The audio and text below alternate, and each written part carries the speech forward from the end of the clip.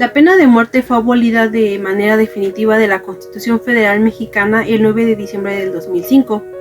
En el 2008, el Partido Verde Ecologista presentó una iniciativa a favor de legalizar la pena de muerte que sería aplicable a secuestradores que hayan asesinado a sus víctimas, policías y ministerios públicos que hayan sido involucrados en el delito. En el 2012, el gobernador de Chihuahua presentó la misma iniciativa. De acuerdo a la emergencia que vive la nación en materia de seguridad, una encuesta nos dice que el 56% de los mexicanos estaríamos de acuerdo en que se aplique la pena de muerte como condena en México. Mis argumentos a favor de que se aplique esta propuesta son: disminuirán los delitos de alto impacto como lo son el terrorismo, secuestro, homicidio y narcotráfico, ya que la pena capital sería su condena. Al no haber presos culpables de estos delitos, no habría necesidad de prisiones de alta seguridad y ese presupuesto destinado a las prisiones se puede invertir en programas sociales a favor de los más necesitados. Los delincuentes pensarían las consecuencias de sus actos ilícitos al saber cuál sería su condena. Y al terminar el delincuente con el derecho a la vida de otra persona, sería justo que su castigo sea el mismo, ya que él privó de ese derecho a otra persona. Hablar de la pena de muerte en el mundo entero siempre ha sido, y será desde mi particular punto de vista, un tema sumamente delicado y controversial. Sin embargo, debemos de tomar en cuenta que las leyes en nuestro país siempre han estado en contra de esta punición, motivo por el cual, y sin querer rayar en temas conservadores, creo que deberá seguir siendo una praxis no viable en nuestro país, al menos por el momento, hasta que tengamos una mejor conciencia social y un mejor manejo de nuestras leyes, sobre todo anticorrupción. Desde luego, el tema de derechos humanos en nuestro país aún sigue siendo un tema delicado, pese a lo que podemos querer proyectar ante el mundo. En este tenor, mis argumentos son los siguientes. Número 1. Esta ley viola el derecho a la vida proclamado en la Declaración Universal de Derechos Humanos. Número 2.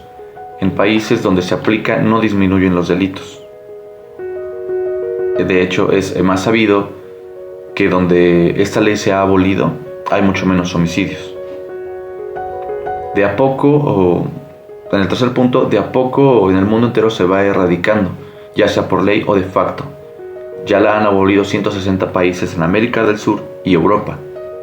Virtualmente no existe, aunque unos pocos países la contemplan para casos de guerra. En este punto es interesante saber o mencionar que al hablar de casos de guerra estamos hablando ya de casos extremos, que en un principio creo que ninguna sociedad debería de llegar a tal extremo. La guerra, como una pena de muerte, terminan siendo la solución menos correcta o menos inteligente para nuestra civilización. El siguiente punto es que es utilizada esencialmente en países con regímenes dictatoriales, donde se quiere castigar a disidentes políticos y a minoristas perseguidas. Hablamos de los casos como en China, Corea, Arabia Saudita, etc. Imaginémonos por un segundo cómo sería nuestro país con una pena de muerte donde se pudiera castigar a diestra y siniestra, o aunque pudiera ser matizado el castigo a actos de terrorismo o actos sumamente violentos, que nos limitaría como sociedad mexicana y en el daño que tenemos en este momento a imputar a perseguidos políticos de ciertos castigos para lograr este cometido, esta atrocidad. El siguiente punto es que la discriminación en la aplicación de la justicia en nuestro país y la falta de recursos para defenderse provoca que los pobres y las minorías raciales tengan más probabilidad de ser conectados o condenados con esta pena de muerte.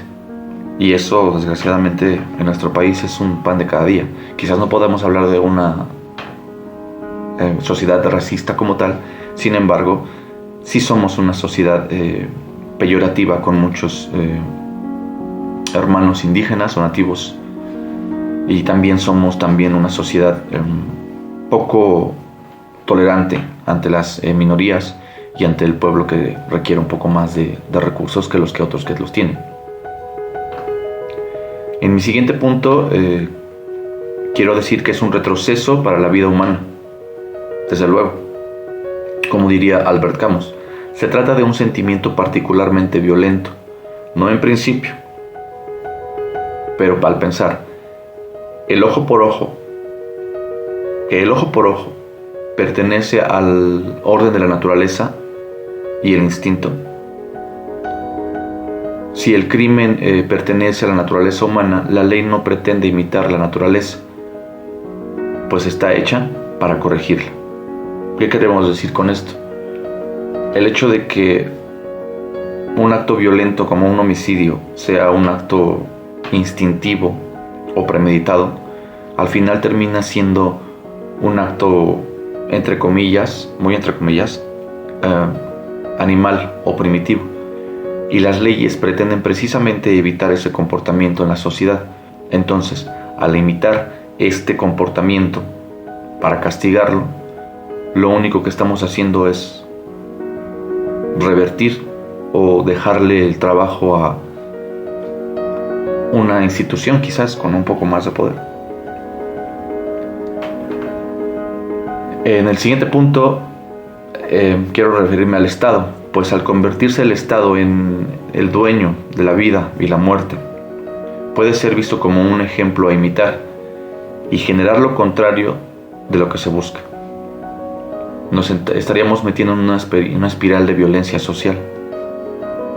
Sé que esto parece exagerado, sin embargo, en nuestra vida política y como nuestra historia nos lo ha enseñado, creo que al país todavía le falta muchísimo para poder madurar en ciertos sentidos de identidad, no de identidad, sino de conciencia social.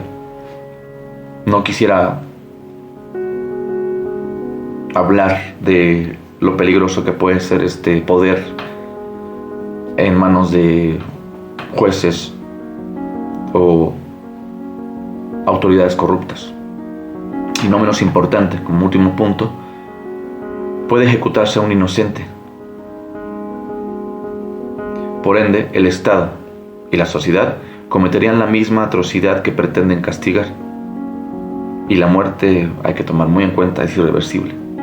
No estamos hablando de que también es muy vergonzoso dejar a una persona inocente en la cárcel durante 10 años. La muerte es irreversible y no podríamos corregirlo o pedir disculpas como es como costumbre en muchos de los casos de nuestro país.